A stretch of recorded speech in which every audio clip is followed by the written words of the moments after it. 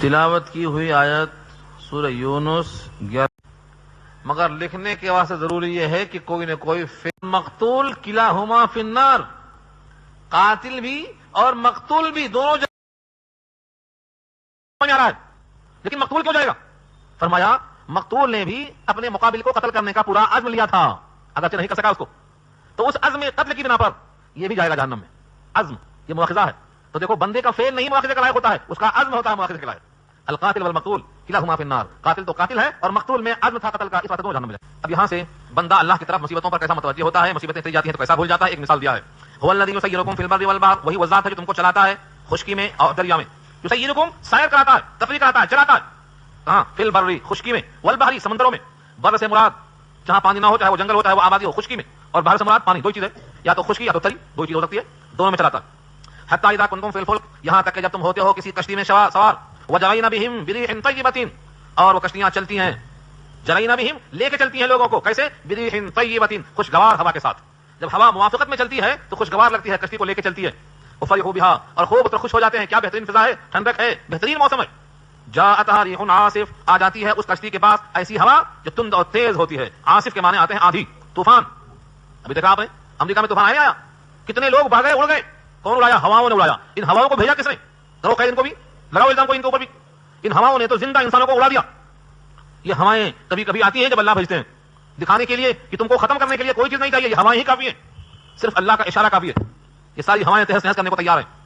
اس سے پہلے ان ہواؤں نے کئی قوموں کو تہس نہس کر دیا ہے جو تم سے بہت طاقتور تھی، تم تو بزدل قوم ہو، تم تو چھپ کر دیواروں کے پیچھے لڑنے والے ہو، لیکن جن کو ہواؤں نے ہلاک کیا تھا وہ قوم عاد ہے، قوم سمود ہیں، جن کے ڈیل ڈول ڈال جسامت کی مثال نہیں مل سکتی کائنات میں، لم یخلق مثلها فی البلاد۔ تو یہ ہواؤں نے کام کیا، جاءتھا ریح عاصف، آ گئی ان کے پاس ہوا تندخو، جھونکا مخالف آ گیا، وجاءہم الموج، اور موج آ گئی نیچے سے، اوپر سے ہوا نیچے سے موج، من کل مکان، ہر طرف سے، جس کو ہم بھنور بولتے ہیں، عربی میں لجا بولتے ہیں، یہاں موج کا ہے، سورہ نور میں سے لجا کا ہے، لجا مانے بھنور، پانی اوپر سے، موجیں نیچے سے۔ اب اس کشتی کو پانی نچاتا ہے جیسے نقص کرتا ہے، کچھ رقص کرتی ہے عورت رقاصہ، ایسا وہ نچ ہے کشتی پانی کے اندر، وظنوا انہم احیط بہم، اور جتنے بیٹھے ہوتے ہیں کشتی میں سب کو گمان ہو جاتا ہے کہ بے شک وہ اب گھیر لیے گئے، اب ان پر آفت آ گئی ہے، اب موت سر پہ مڈلا رہی ہے۔ ایسے موقع پر اللہ فرماتے ہیں دعوا اللہ، اللہ کو پکارتے ہیں، کوئی خدا یاد نہیں آتا، کوئی معبود، کوئی مسجود، جن جن کے سامنے رویا تھا، گڑایا تھا، عاجزی کیا تھا، سجدہ کیا تھا، اب اس بھنور میں کوئی یاد نہیں آتا، دعوا اللہ، صرف اللہ کو پکارتے ہیں، مخلصین لہ الدین، دین کو اس کے لیے خالص کر کے آواز لگاتے ہیں۔ اور کیا کہتے ہیں وعدے کے ساتھ؟ کیسی آواز لگاتے ہیں، کیا وعدہ کرتے ہیں؟ اس روتے دھوتے عالم میں کیا کیا کہا جاتے ہیں؟ لئن انجیتنا من هذه لنكونن من الشاکرین، اگر آپ نے ہم کو نجات دے دیا، اس مصیبت سے بچا لیا، اس بھنور سے ہم بچ گئے، تو ہم ہو کے رہیں گے شاکرین میں سے، آپ کے شاکر ہوں گے، یعنی آپ کی نعمت کو آپ کی مرضی میں استعمال کریں گے، آپ کا دیا ہوا یہ وجود آپ کے سامنے ڈھیر کر دیں گے، آپ کی دی ہوئی نعمت آپ کی مخالفت میں استعمال نہیں کریں گے، یہ سارے وعدے کس میں آئے؟ شاکرین میں ہو جائیں گے۔ شاکر بندہ کب ہوتا؟ شکر کی تعریف تین چیزیں کی نہیں بتایا میں آپ کو، نعمت کو نعمت دینے والے کی مرضی میں استعمال کرنا، نعمت کے ساتھ نعمت دینے والے کو یاد رکھنا، نعمت کو نعمت دینے والے کے خلاف استعمال نہ کرنا، یہ تین شکلیں ہیں، ان تینوں کو اگر کوئی بندہ جمع کر لے تو بندہ شاکر کہلائے گا، یہ وعدہ کرتا ہے ہم شاکر ہو جائیں گے۔ اللہ فرماتے ہیں ہمارے پاس کیا دے دیے، پانی بھی ہمارے حکم سے جاتا ہے اور ہوا بھی ہمارے حکم سے پہنچی ہے، دونوں سرکشی نہیں کر سکتے ہمارے سامنے، دونوں خداوند قدوس کی خلاف ورزی نہیں کر سکتے۔ اب اس کی مثال میں دیا تو کئی مثالیں سامنے آئیں گی، مگر تاریخ سے آئیں گی، اور تاریخ میں ہم جا کر شبہ ڈالنا نہیں چاہتے، لیکن بہت سے ایسے تاریخ ہیں جو سندوں کے ساتھ حدیثوں کے اندر درج ہے۔ دریائے نیل کا پانی ہر سال ختم ہو جاتا تھا، یا اس میں طغیانی آ جاتی تھی جب تک کسی کنواری بچی کو اس کے حوالے نہ کریں۔ جب اسلامی حکومت قائم ہوئی، عمر بن العاص گورنر بنے ملک مصر کے، تو خط لکھا عمر کے پاس، یہاں کے لوگوں کا مطالبہ ہے کہ جب تک کنواری بچی حوالے نہیں کرتے دریا بے قابو ہو جاتا ہے۔ حضرت عمر نے کہا ہم اسلام کے لیے جان دے رہے ہیں، اسلام کے خلاف کوئی عمل نہیں کر سکتے۔ چٹھی لکھا، خط لکھا دریائے نیل کے نام، کیا خط لکھا ہے؟ تاریخ یاد کرو، صحابہ کرام نے کیسے حکومت کی ہے زمین کے چپے چپے پر۔ اے دریائے نیل، تو خدا کے حکم سے جاری ہے تو سن لے، خلیفۃ المسلمین تجھے حکم دے رہا ہے کہ جاری رہنا، اور اگر تجھے جاری کرنے والا خدا کے سوا کوئی اور ہے تو ہمیں تیری کوئی حاجت نہیں ہے۔ تو عمر نے زمین پر عدل کیا تھا، اپنے پر غیروں کو ترجیح دیا تھا، اپنے لباس اپنے محل کا کوئی فکر نہیں کیا تھا، اس لیے اس زمین پر اس کا حکم نہ ماننے والا کوئی باقی نہیں تھا، نہ زمین پر دریائیں، نہ ریگستان کے اندر جانور، نہ جنگلوں کے وحشی، سب حکم مانتے تھے کیونکہ ان کے حکم میں خلوص ہوا کرتا تھا۔ تو دریائے نیل کو اس سال سے یہ رسم بد ختم کر دی گئی، عمر کا خط پڑھتے ہی دریا جوش میں آ گیا، بہانا شروع کر دیا۔ تاریخ پڑھو صحابہ کی، صحابہ کرام نے اسلام کی خاطر محنتیں کی، ان کو معلوم تھا کہ دنیا ہماری قیام گاہ نہیں ہے، یہ گزرگاہ ہے، یہاں ٹھہرنا نہیں ہے، یہاں سے گزر کے چلے جانا ہے۔ تو اللہ کے حکم سے جب دریا میں سکون آ گیا، ہوائیں ٹھہر گئیں، کشتی سالم ہو کر آ گئی اپنی منزل پر، فلما انجاہم، بس جب ہم نے ان کو نجات دے دیا، اذا ہم یبغون فی الارض بغیر الحق، جب ہی وہ لگے بغاوت کرنے زمین میں ناحق طریقے پر۔ دریا میں تھے تو خدا یاد تھا، اور ساحل پہ آئے تو خدا کو بھول گئے۔ جیسے ہم مسجد میں جانتے ہیں تو باوضو ہو کر مسجد میں دھیان دیتے ہیں کہ اللہ کی طرف متوجہ ہیں، نماز ہے، کیسی پڑھیں، کیا پڑھیں، کتنی رکعت پڑھیں، اور مسجد سے باہر گئے تو سب ختم، دین اسلام سمجھ کر دیا۔ شادی میں ہماری مرضی، جنازے میں ان کی مرضی، کاروبار میں سب کی مرضی، سب کی مرضی ہر جگہ دیکھو، لیکن یاد رکھو سب پر حاکم اللہ کی ذات ہے، اس کا حکم ٹوٹنے کے بعد تمہاری کوئی حیثیت باقی نہیں رہتی۔ اللہ فرماتے ہیں دیکھ لو کشتی میں پکارا تھا، نجات دے دیا، باہر نکل کے بغاوت کر دیا، تم یہ مت سمجھو کہ تمہاری بغاوت سے کوئی اثر میری ذات پہ پڑے گا، اس بغاوت کا وبال تم پر پڑنے والا ہے، اس بغاوت کا وبال تم پر پڑنے والا ہے۔ دیکھو الفاظ آگے، یا ایھا الناس، اے لوگو، انما بغیکم علی انفسکم، رکھ لینا اس کو، یا ایھا الناس، اے لوگو، انما بغیکم، تمہاری سرکشی علی انفسکم، تمہارے ہی سر پہ پڑے گی، دنیا میں بھی آخرت میں بھی۔ جیسے ہی تم سمجھتے ہو کہ ہم کشتی میں تو مجبور تھے اور خشکی میں آ کے طاقتور ہو گئے، یہ حماقت ہے۔ جو اللہ دریاؤں میں موجیں بھیج کر، طغیانی لا کر، ہوائیں تیز بھیج کر تمہیں ڈبانے پر قادر ہے، وہ خشکی میں بھی تمہیں زلزلہ دینے پر قادر ہے۔ تم یہ مت سمجھو کہ تم خدا کی قدرت سے باہر چلے گئے ہو، تمہاری سرکشی تم پر پڑے گی۔ انما بغیکم علی انفسکم، اس کے سوا کچھ نہیں کہ تمہاری سرکشی کا وبال تمہارے اوپر پڑنے والا ہے۔ متاع الحیات الدنیا، دنیا کی زندگانی میں متاع یعنی تھوڑے دن استعمال کر کے پھینک دینا ہے۔ آج کل تو سمجھانا بہت آسان ہے، گلاس لیے پیے اور پھینک دیے، چائے پیے اور پھینک دیے، پلیٹ لیے اور پھینک دیے، کپڑا لیے اور پھینک دیے، یوز اینڈ تھرو، ہر چیز آ گئی، جو چیز دیکھو آ گئی۔ دنیا پوری کی پوری ایسا ہی ہے اللہ کی نگاہ میں۔ قل متاع الدنیا قلیل، تھوڑا ہے۔ کہیں فرمایا دنیا پوری کی پوری کیا ہے؟ المتاع، الدنیا کلھا متاع، دنیا پوری کی پوری کیا ہے؟ متاع ہے، استعمال کرو، چھوڑ دو۔ کبھی دنیا تم کو چھوڑ دیتی، کبھی تم دنیا کو چھوڑ دیتے ہو، مگر مستقل رشتہ باقی نہیں رہے گا، چھوڑ نہیں چھوڑنا ہے۔ یہ فرمایا یہاں پر متاع الحیات الدنیا، دنیا کی حیات کا عارضی سرمایہ ہے۔ ثم الینا مرجعکم فننبئکم بما کنتم تعملون، پھر ہماری ہی طرف تمہارا مرجع ہے، ہم تم کو بتا دیں گے تم جو کچھ کیا کرتے تھے۔ بات ہو گئی۔ یہاں سے ہمیں معلوم ہوا کہ دنیا کی زندگانی میں جو ہم سرکشی کرتے ہیں، اس سرکشی کا وبال کسی اور پر نہیں، ہم پر ہی پڑتا ہے۔ تین چیزوں کا وبال بہت جلد پڑتا ہے، ایک تو ظلم اور ایک قطع رحمی، ایک ظلم اور ایک قطع رحمی، اس کا وبال بہت جلد پڑتا ہے انسان کے اوپر، قطع رحمی، اور ایک دھوکہ دہی، جس کو بولتے ہیں معاہدہ کو توڑ دینا، عہد شکنی جسے بولتے ہیں، خلاف ورزی سے کہتے ہیں۔ یہ تینوں گناہ کا وبال بہت جلد پڑتا ہے دنیا کے اندر۔ اب رہا دنیا کی مثال، اللہ نے واضح کر دیا تم نے دنیا کو اب تک کیا سمجھا ہے اور حقیقت میں دنیا ہے کیا۔ جو انسان دنیا کی حقیقت کو سمجھ لے گا وہ اللہ کے سامنے سرکشی بھول جائے گا، شوکری بھول جائے گا۔ ایک بار سمجھو دنیا کی حقیقت کیا ہے، دنیا میں تمہارا رول کیا ہے، یہ اسٹیج پر تمہارا کردار کیا ہے، تم دنیا میں کس حیثیت سے ہو، تمہارا مقام اور مرتبہ پہچان لو، تم تو بھی بھول جاؤ گے۔ اس مثال کو واضح کرنے کے واسطے اللہ نے بہترین مثال دے کے سمجھایا ہے۔ ایک آیت طویل ہے، آیت نمبر 24 نمبر کی آیت ہے یہ۔ ہاں بہت سے لوگ نمبر ڈالتے ہیں لوگوں کا، یہ 24 نمبر کے ہیں، یہ آیت بھی 24 نمبر کی ہے اور اس کا مضمون بھی 24 نمبر کا ہے۔ فرمایا دیکھو انما مثل الحیات الدنیا کماء انزلناه من السماء فاختلط به نبات الارض مما یاکل الناس والانعام۔ اتنی پیاری مثال ہے، آیت پڑھتے جاؤ، آنکھوں سے کائنات دیکھتے جاؤ، ایک لمحے میں سمجھ میں آ جائے گا۔ فرمایا اس کے سوا کچھ نہیں، دنیا کے زندگانی کی مثال، مثال نہیں کہا مثل کہا۔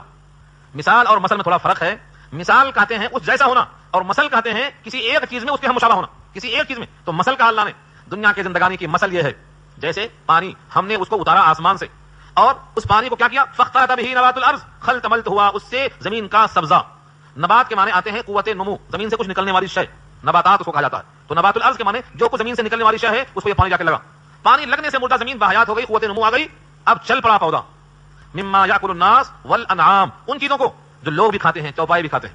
گیہوں تیار ہوا، دانا روٹی بنا کر تم نے کھایا اور بھوسا تمہارے بیل اور بھینس نے کھایا، دونوں چیزیں کھائے۔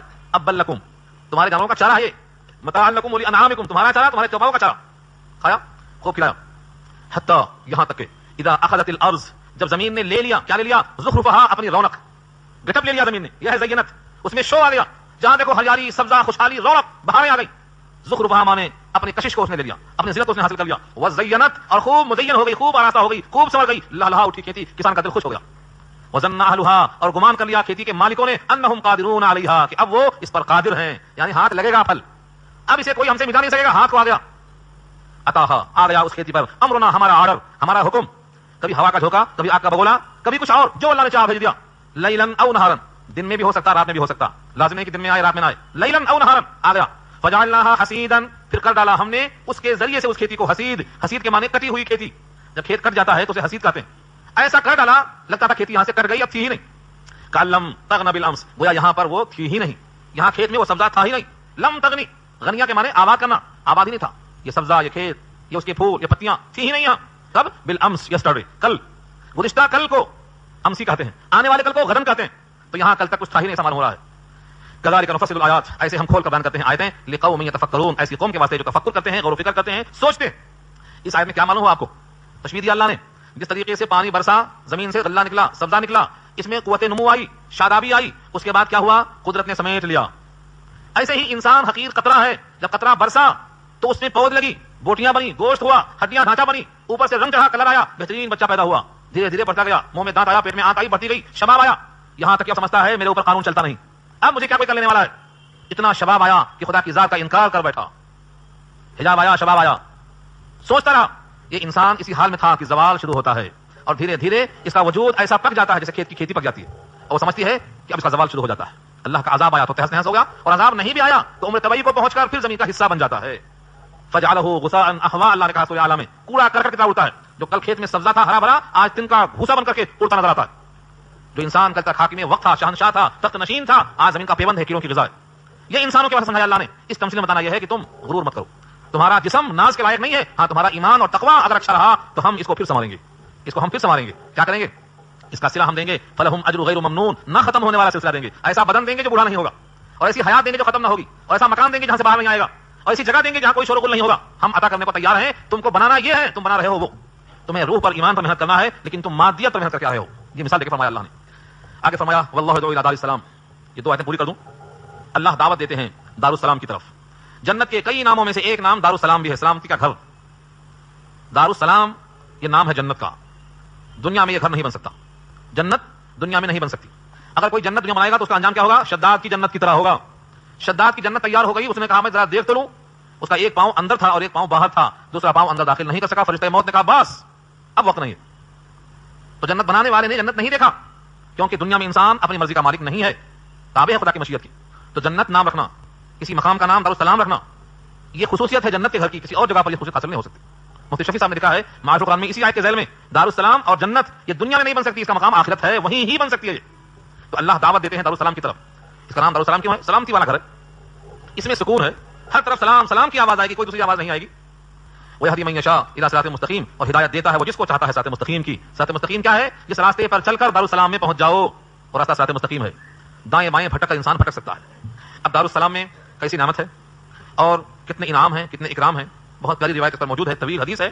اللہ کی جنت میں اللہ کا دیدار کیسا ہوگا اس کا تذکرہ یہاں پر موجود ہے. وہ اگر میں سمیٹ دوں تو بات تشنا ہو جائے گی. انشاءاللہ اس کو آئندہ رکھیں گے تاکہ یہاں سے آپ محسوس کر سکیں کہ اللہ نے جنت میں کیسا انتظام کیا ہے. جنت کی تمام نعمتوں سے بڑھ کر اللہ کا دیدار ہوگا. اس کی انشاءاللہ جھلک قرآن اور حدیث میں جو آتی ہے وہ آپ کے سامنے انشاءاللہ پیش کی جائے گی. آپ حضرات سے دعا کی درخواست کی جاتی ہے. تلاوت کی ہوئی آیت سورہ یونس پارہ 11. گزشتہ ہفتے میں بات یہاں مکمل ہوئی تھی کہ اللہ تمہیں بلاتا ہے دارالسلام کی طرف اور رہنمائی کرتا ہے جس کو چاہتا ہے صراط مستقیم کی طرف. صراط مستقیم پر چلتے چلتے اپنی جب منزل میں پہنچتا ہے تو اس کا نام دارالسلام ہے. جنت کے بہت سے ناموں میں سے ایک نام دارالسلام بھی ہے. دنیا میں یہ مقام کسی کو حاصل نہیں جو اللہ نے دارالسلام تیار کیا ہے. اس دارالسلام کے اندر پہنچنے کے بعد اپنے مقام پر جب بندہ پہنچ جائے گا تو اللہ نے جو انعام و اکرام سے اس کو نوازنے کا فیصلہ کیا ہے, اس آیت میں اس کا تذکرہ ہے. گزشتہ ہم نے اس کو چھوڑ دیا تھا وقت کی قلت کی وجہ سے, تاکہ یہ بات تفصیل سے آپ کے سامنے آئے کہ اللہ نے جنت میں تمام نعمتوں کے ساتھ ایک اور نعمت کا اضافہ فرمایا ہے, اور وہ ہے زیادتن, یعنی تمام نعمتوں سے زائد, جس کے آپ مستحق ہیں اللہ کے فضل و کرم سے اعمال کی وجہ سے, اس سے بھی زائد. وہ زائد کیا ہے اس کی ترغیب یہاں دی گئی ہے تاکہ بندے اس کی طلب میں آگے بڑھیں, فکر مند ہو کر جستجو میں لگ جائیں, اور جب تک اس کی طرف توجہ کامل نہ ہوگی تب تک ہماری غفلت دور نہیں ہوگی. صحیح مسلم کی روایت اسی آیت پر لکھا ہے. صہیب رومی راوی ہیں, حضرت صہیب رومی, اندازہ ہوا نام سے آپ کو کہ روم سے آئے ہیں غلام بن کر, لیکن غلامی میں اللہ نے اسلام کی دولت سے نوازا تو رضی اللہ تعالی عنہ کا خطاب حاصل کر لیا اور ساری کائنات کے مقتدا بن گئے. صہیب رومی مہاجر, پھر مکے سے ہجرت کیا مدینے کی طرف. وہ صہیب رومی روایت کرتے ہیں اس آیت میں جو لفظ زیادہ ہے اس کی تشریح کرتے ہوئے, جنت میں تمام کے تمام لوگ پہنچ جائیں گے سب, اور ان کو ان کا مقام مل جائے گا. ظاہر یہ ہے کہ اللہ نے ان تمام نعمتوں کا انتظام کیا ہے, نہ کسی آنکھ نے دیکھا ہے, نہ کسی کان نے سنا ہے, نہ کسی کے دل میں خیال تک گزرا ہے. مالا عین رات ولا اذن سمعت ولا خطر علی قلب بشر. ان تمام نعمتوں سے آدمی جب مالا مال ہو جائے گا اور لطف اندوز ہوگا, فیضیاب ہوگا, اب اللہ پوچھیں گے میرے بندے کچھ اور چاہیے؟ ہو بہو ایسا جیسے کوئی میزبان اپنے مہمان سے پوچھتا ہے کچھ اور حاجت ہے تو بتائیے. یعنی پوری ضیافت کے بعد, راحتوں کے سارے انتظام کے بعد ایک میزبان پوچھتا ہے کچھ اور چاہیے, اور مہمان کہتا نہیں کچھ نہیں, ماشاءاللہ الحمدللہ سب کچھ آپ نے انتظام کر دیا ہے, کوئی ہمیں حاجت نہیں ہے. ہمارے چہرے روشن, سرور اور شادمانی, جہاں دیکھو تازگی اور راحت, ہر طرف سلام اور سلامتی کی آواز, نہ مرنے کا شبہ, نہ بڑھاپے کا خطرہ, نہ بیماری آنے والی ہے, نہ کوئی ظلم کرنے والا ہے. ہمیں اور کیا چاہیے؟ ہمیں کوئی حاجت نہیں. اب تک صرف گفتگو ہوئی ہے, جنتیوں نے اپنے رب کو دیکھا نہیں ہے اور نہ اس لذت سے واقف ہیں ابھی تک. اللہ فرماتے ہیں میرے بندے ایک اور نعمت ہے جس کو میں نے تمہیں ابھی نہیں دیا ہے.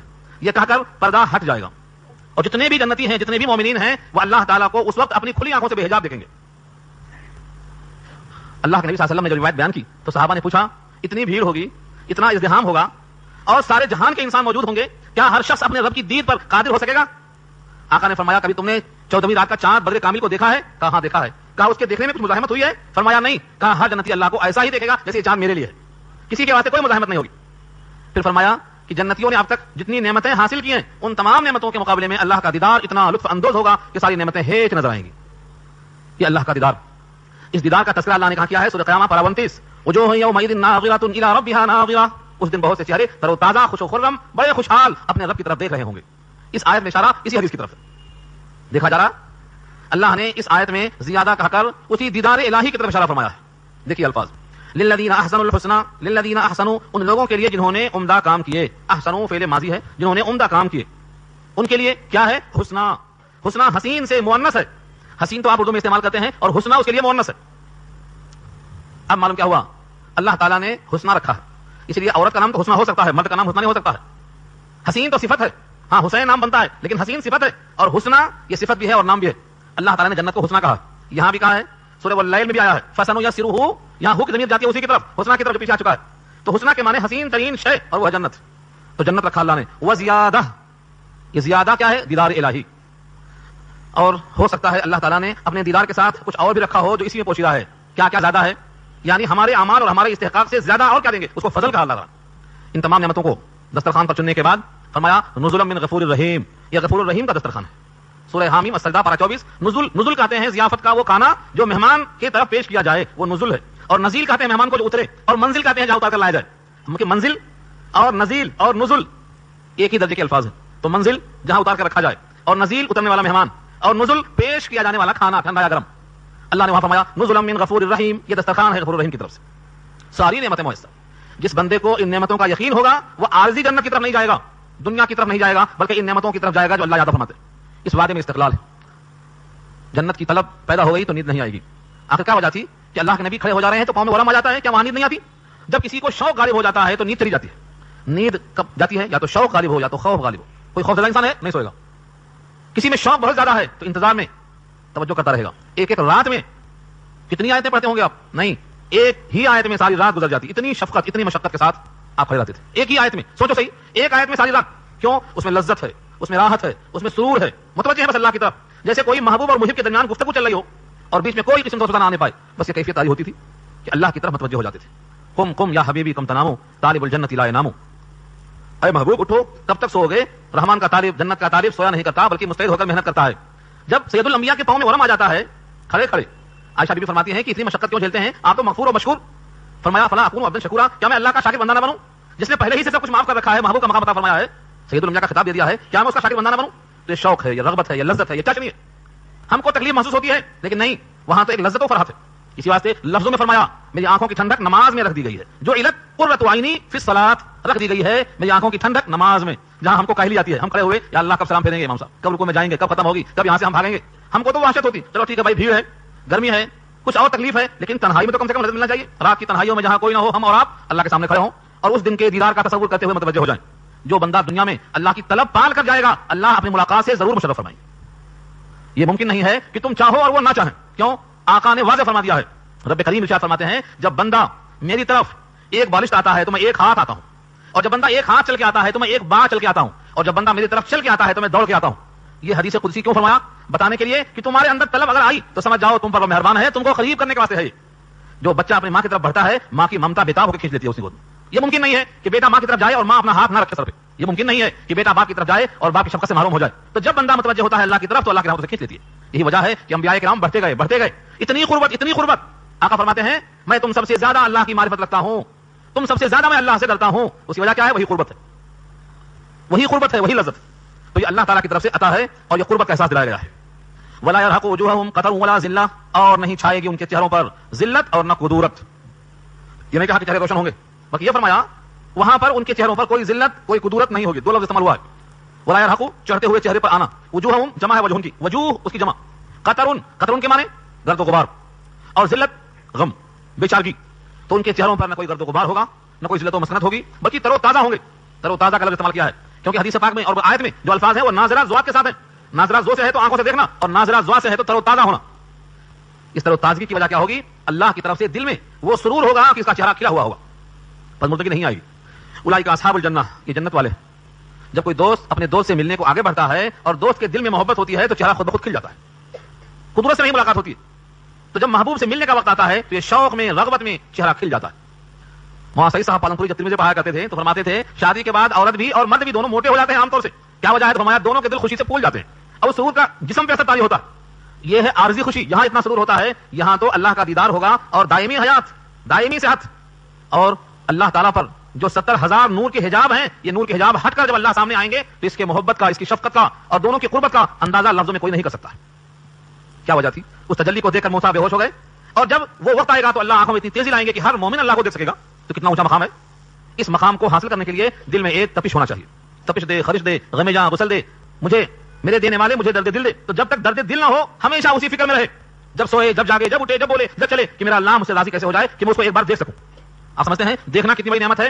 سزاً فرمایا اللہ نے, جو مومن نہیں ہیں, رب کے منکر ہیں, وہ کافر اللہ کے دیدار سے محجوب ہوں گے, نظر نہیں آئیں گے. اللہ ان کو اپنا دیدار نہیں کرائیں گے. دیدار نہ کرانا سزا ہوگی. جہنم میں جو سزا ہوگی نا, سزا اس انداز سے اللہ فرماتے ہیں سورہ تطفیف 30 کے اندر, کلا انہم عن ربہم یومئذ لمحجوبون. یہ سب اپنے رب سے اس دن حجاب میں کر دیے جائیں گے. دیکھنا چاہیں گے مگر نہیں دیکھ سکیں گے, بات کرنا چاہیں گے بات نہیں کریں گے. ولا یکلمہم اللہ, ان سے اللہ کلام نہیں کرے گا. ولا ینظر الیہم, ان کی طرف دیکھے گا نہیں. یہ ان کے لیے بطور سزا کے ہوگا. آگے فرمایا اولئک اصحاب الجنہ, یہ جنت والے, ہم فیہا خالدون, اس میں ہمیشہ ہمیشہ رہیں گے. جنت میں موت نہیں آئے گی, جنت میں بڑھاپا نہیں آئے گا. جنت میں یہ عمر جو بڑھتی جا رہی ہے, پہلے آپ طفل تھے, بے بالوں پر, چہرے پر گوریشا نہیں, کچھ بھی نہیں, بالکل کملا چہرہ پھول کی طرح. اس کے بعد شباب آیا, شباب کے بعد زوال آیا, یہ سیاہی جا کے سفیدی آئی, کمر جھک گئی, اب منہ میں دانت نہیں, پیٹ میں ہاتھ نہیں, کچھ بھی نہیں, سب دھیرے دھیرے برخاست. یہ سب کیا ہوا؟ یہ زوال ہے. ومن نعمرہ ننکسہ کی تفسیر ہے. ہم جس کی حیات لمبی کرتے ہیں عمر میں اوندھا کر دیتے ہیں. لیکن جنت میں نہیں, 33 سال کا نوجوان, کوئی بھی انسان اس سے کم عمر کا نہیں ہوگا, نہ زیادہ عمر کا ہوگا, سب 33 سال کے. سب کا قد 60 گز کا ہوگا, 60 گز سے کم نہیں ہوں گے.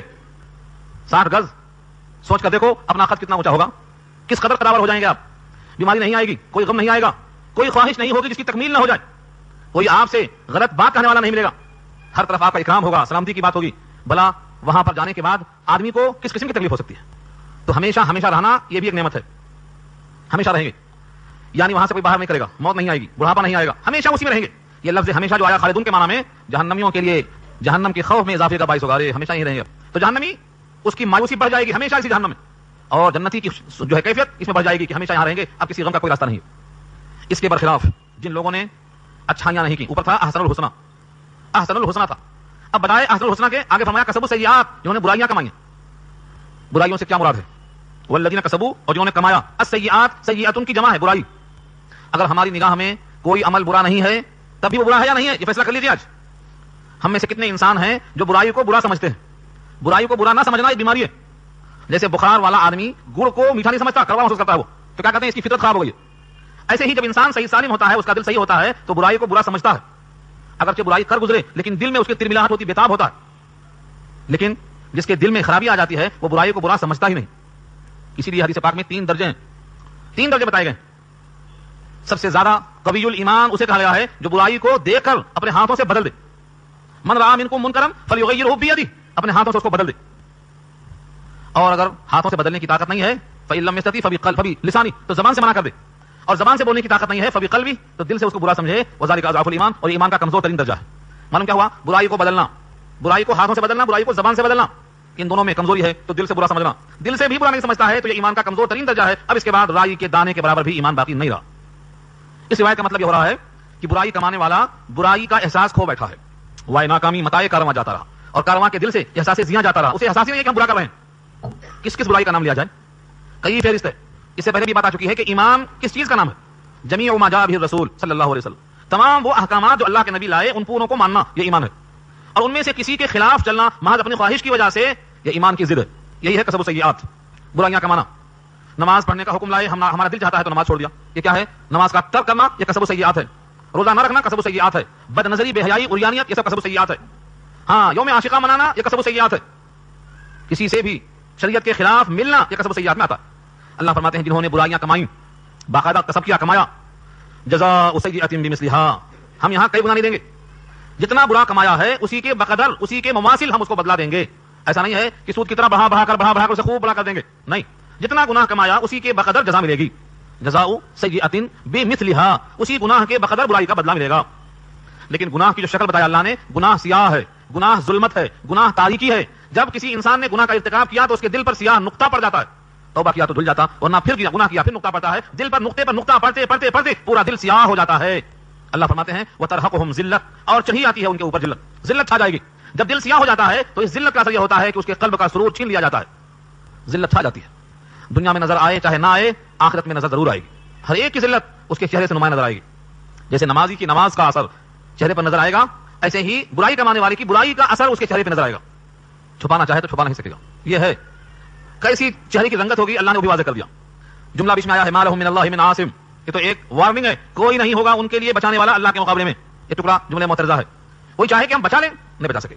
اب ان کے چہرے پر ذلت کیسی ہوگی، کیا تشبیہ ہے. کانما اغشیت وجوہہم قطعا من اللیل مظلما، اللہ اکبر. جیسے کپڑے کا تھان ہوتا ہے، ایسے تاریک رات کو ایک تھان سمجھ لو. تاریک رات، بالکل سیاہ ظلمتوں والی رات، اندھیری گھپ، ایسی رات کو آپ کپڑے کا تھان سمجھ لو. اب اسے قینچیوں سے کاٹو، کاٹ کاٹ کے اس کے ٹکڑے بناؤ اور کسی کے چہرے پہ چپکا دو، اس کا چہرہ کیسا ہو جائے گا. اللہ فرماتے ہیں کانما، گویا کہ اغشیت ڈھانپ لیا گیا ہے، وجوہہم ان کے چہروں پر قطعا ٹکڑے من اللیل مظلما، تاریک راتوں کے. تشبیہ دیا اللہ نے، رات کتنی تاریک ہوتی ہے، اس تاریکی کی ظلمت اور سیاہی کو گویا کاٹ کاٹ کے اس کے چہروں پر چشمہ کر دیا گیا ہے. اتنا سیاہ. اور یہ کہاں رہے گا؟ جہنم میں. اولئک اصحاب النار، یہ جہنم والے، دوزخ والے، آگ والے، ہم فیہا خالدون، اس میں ہمیشہ رہیں گے. اس جہنم کا حال پیش آ چکا ہے. ویسے جنت اور جہنم یہ مستقل عنوان ہے کہ جہنم کیسی ہوگی اور جنت کیسی ہوگی، یہ مستقل عنوان ہے. اس جنت اور جہنم کے اندر یہ بات واضح کی گئی ہے کہ اللہ تعالیٰ نے 1000 سال اس آگ کو ہوا دے کے دھونکا. یہ پوری کی پوری آگ سفید ہو گئی. پھر 1000 سال تک اس کو اللہ نے دھونکا اور ہوا دیا تو یہ سرخ ہو گئی. اور پھر 1000 سال کے بعد دھونکتے ہوئے اس کو اتنا رنگ دیا کہ بالکل سیاہ ہو گئی. اب جہنم کی آگ اس وقت سیاہ ہے، بالکل کالی. یہاں تک کہ جہنمی کو اپنا ہاتھ نظر نہیں آئے گا، اپنا ہاتھ نظر نہیں آئے گا. میں نے مثال دیا تھا آپ کو، آنکھوں سے نظر آنے کے لیے 2 روشنی چاہیے، ایک داخلی روشنی اور ایک خارجی روشنی. فرض کرو بالکل روشن دنیا ہے مگر کوئی اندھا آدمی ہے تو اس کو اپنا ہاتھ نظر نہیں آئے گا، کیونکہ خارجی روشنی تو ہے لیکن داخلی روشنی نہیں ہے. اور کسی آدمی کی ساری آنکھیں بہت اچھی ہیں، روشنی ہے لیکن اندھیرا گھپ ہے، رات کا حصہ ہے تو اسے کچھ نظر نہیں آئے گا. تو خارجی روشنی اور داخلی روشنی دونوں رہے گی تو نظر آئے گا. جہنمیوں کے لیے اللہ نے آگ کو اتنا سیاہ کر دیا ہے کہ وہاں اپنا کوئی ہاتھ بھی نہیں دیکھ سکے گا. میرا اپنا ہاتھ کدھر ہے؟ تو چہرے پر ظلمت کا یہ حال ہوگا اور اندھیرا گھپ ہوگا. اس آگ کے اندر انسان کیسے رہے گا؟ اللہ نے ایک جگہ سوال کیا ہے، فما اصبرہم علی النار، لوگوں کو صبر کیسے آئے گا آگ پر؟ آج تھوڑا سا میرا حکم ماننے پر صبر نہیں آتا ہے، گناہ کے چھوڑنے پر صبر نہیں آتا ہے. 2.5% زکات دینے کو کہا جائے تو 2.5% دینے پر صبر نہیں آتا ہے. ذرا مشقت آ گئی تو جھیلنے پر صبر نہیں آتا ہے. کسی نے ظلم کیا ہے تو وہاں پر اجر کی امید پر صبر کرنا نہیں آتا ہے. یہ جہنم کی آگ پر صبر کیسے آئے گا؟ آگے وَيَوْمَ نَحْشُرُهُمْ جَمِيعًا، ہم جس دن جمع کریں گے سب کو اکٹھا. کتنے ہوں گے؟ آدم سے لے کر آخری دن تک، یعنی قیامت کے دن تک جتنے انسان ہوں گے ان تمام کو ہم جمع کریں گے. وَيَوْمَ، اور جس دن نَحْشُرُهُمْ، ہم ان کو اکٹھا کریں گے جميعًا، سب کے سب. ثم نقول، پھر ہم کہیں گے، یعنی ہمارے حکم سے فرشتے کہیں گے، للذین اشرکوا، ان تمام انسانوں سے جنہوں نے شرک کیا تھا، مکانکم، مکانکم کے معنی اپنے جگہ کھڑے رہو. مکانکم کا ترجمہ ہے اپنے اپنے جگہ پر رہو، ہلو مت. یہ ایک محاورہ ہے، یعنی جو جس حال میں ہے اسی حال میں رہے، جگہ سے ہٹنا نہیں. کون کون؟ فرمایا انتم وشرکاؤکم، تم اور تمہارے شرکا، کھڑے رہو بس اپنے حال میں. تم اور جن کی تم پوجا کرتے تھے، جن کو تم نے شریک سمجھا تھا، تم تمہارے شرکا سب کھڑے رہو اپنی جگہ پر. کوئی جگہ سے قدم نہیں ہلا سکے گا. اس مقام پر آپ کو ترمذی کی روایت سناتا ہوں، کسی بندے کے قدم اپنی جگہ سے آپ ہٹ نہیں سکیں گے. ہاں کپڑوں میں نہیں ہوگا ماشاءاللہ، بغیر کپڑوں کے ہوگا، بغیر لباس کے ہوگا. جتنے لوگ قبروں سے اٹھائے جائیں گے سب کے سب بغیر کپڑے کے ہوں گے، کسی کو کپڑا نہیں رہے گا. جناب عائشہ پوچھتی ہیں کہ اللہ کے نبی بڑا بے حیائی کا منظر ہوگا، کیسا ہوں گے سب؟ فرمایا عائشہ کون کس کی طرف دیکھے گا؟ وہاں تو نفسی نفسی کا عالم ہوگا، دائمی جنت یا دائمی جہنم کا مسئلہ سامنے ہوگا. اتنا خوف طاری ہوگا کہ کوئی کسی کی طرف نہیں دیکھے گا. وہاں فرمایا نبی صلی اللہ علیہ وسلم نے کسی کے پاؤں جگہ سے نہیں ہٹیں گے، سب ننگے جسم ہوں گے. جیسے پہلی بار پیدا کیا تھا بغیر ختنے کے، ایسے بغیر ختنے کے ہوں گے. کما بدانا اول خلق نعیدہ وعدا علینا انا کنا فاعلین، جیسے ہم نے پہلی بار پیدا کیا تھا دوبارہ ایسا ہی پڑھیں گے، ہم پر وعدہ ہے ہم ایسا کر کے رہیں گے. اللہ فرماتے ہیں سورہ انبیاء پارہ 17، اس وعدے کو اللہ پورا کریں گے. بغیر ختنے کے، بغیر ناخن کٹے ہوئے، بغیر بال کٹے ہوئے اسی حال میں آ جائے گا. آئے نا، پوچھیں گے اللہ تعالیٰ تم تو کہہ رہے تھے کہ ہم نہیں آئیں گے دوبارہ، آئے نا ہمارے سامنے. ایک آیت نہیں ہے، سینکڑوں آیتیں ہیں، آئے نا ہمارے سامنے. اور اب وہاں سے کسی کا پاؤں نہیں ہٹے گا.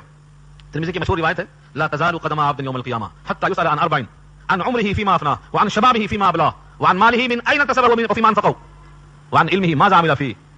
کسی کے قدم نہیں ہٹیں گے جب تک 4 سوالوں کا جواب نہ ہو جائے. عمر کہاں لگایا تھا؟ عمر کس کام میں لگایا تھا؟ یہ عمر ہم نے دی تھی، ہمارے کام متعین تھے، تم نے کس کام میں لگایا؟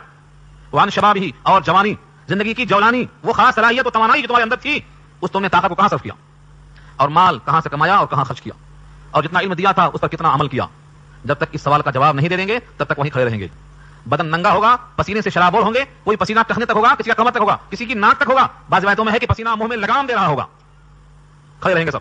فزیلنا بینہم، ہم کیا کریں گے ان کے درمیان؟ تزیل کے معنی آتے ہیں پھوٹ ڈال دیں گے، یعنی جن جن کی یہ پوجا کرتے تھے، جو جو یہ شریک سمجھتے تھے، شریک سمجھنے والے اور ان شرکا کے درمیان فزیلنا بینہم، پھوٹ ڈالیں گے ہم، ان کے درمیان تعلقات منقطع کر دیں گے ہم. وقال شرکاؤہم، اور ان کے شرکا کیا کہیں گے؟ ما کنتم ایانا تعبدون، تم ہماری عبادت نہیں کرتے تھے، تم ہماری عبادت نہیں کرتے تھے. یہ مکر جائیں گے، جتنے بت ہیں سب مکر جائیں گے، جن جن کو خدائی میں شریک کیا گیا سب مکر جائیں گے، جن جن کو سمجھا گیا کہ اللہ کے سفارشی ہوں گے سب مکر جائیں گے. کیا کہیں گے؟ ما کنتم ایانا تعبدون، تم ہماری عبادت نہیں کیا کرتے. فکفى باللہ شہیدا بیننا وبینکم ان کننا عن عبادتکم لغافلین. اس آیت کو اگر عام کر دیا جائے تو جتنے غیر اللہ کی پرستش کرنے والے ہیں سب توبہ کر لیں گے، مگر افسوس ہے کہ ہم نے ابھی تک خود نہیں سیکھا، اب تک ہم نے اس کو خود نہیں پڑھا. کیا کہیں گے وہ؟ فکفى باللہ شہیدا، سو تمہارے ہمارے درمیان بطور گواہ کے اللہ کافی ہے. یہ کون کہیں گے؟ وہ شرکا کہیں گے، جن جن کو خدا کا شریک سمجھا تھا، دخیل سمجھا تھا، شفیع سمجھا تھا، وہ تمام شرکا کہیں گے اللہ کافی ہے ہمارے تمہارے بیچ بطور گواہ کے. کس معاملے میں؟ ان کننا عن عبادتکم لغافلین، کہ بے شک ہم تھے تمہاری عبادت سے البتہ غافل. تم ہم سے مانگتے تھے، ہمیں خبر تک نہیں. تم ہمارے سامنے سجدہ کرتے تھے، ہم جانتے بھی نہیں. تم ہمارے سامنے تذلل اختیار کرتے تھے، روتے تھے، بلبلاتے تھے، مچلتے تھے، لیکن ہمیں اس کی کوئی خبر نہیں. ان کننا عن عبادتکم لغافلین، تمہاری عبادت سے ہم غافل، ہمیں کیا پتا. تم نے کبھی سجدہ کیا، تم نے کبھی ہمارے اوپر خرچہ کیا، تم نے کبھی ہم سے کچھ امیدیں لگائیں، ہم سے کچھ کہا بھیجا؟ بخدا اللہ جانتا ہے کہ ہم تمہاری ان تمام حرکتوں سے غافل، ہم تو بالکل بے خبر ہیں اس سے. سوچو کس قدر ہم انسان ہو کر اپنی مخلوق کا ہمیں سجدہ کرتے. اور ایسے کتنے ہیں؟ اکثریت میں ہیں. اطلاع عرض ہے کہ وہ اکثریت میں ہیں. موحد اور مومن ہمیشہ کم رہے، فاسق اور فاجر ہمیشہ زیادہ رہے. اللہ خود فرماتے ہیں قلیل من عبادی الشکور، میرے شاکر بندے بہت قلیل، اور کثیر منہم فاسقون.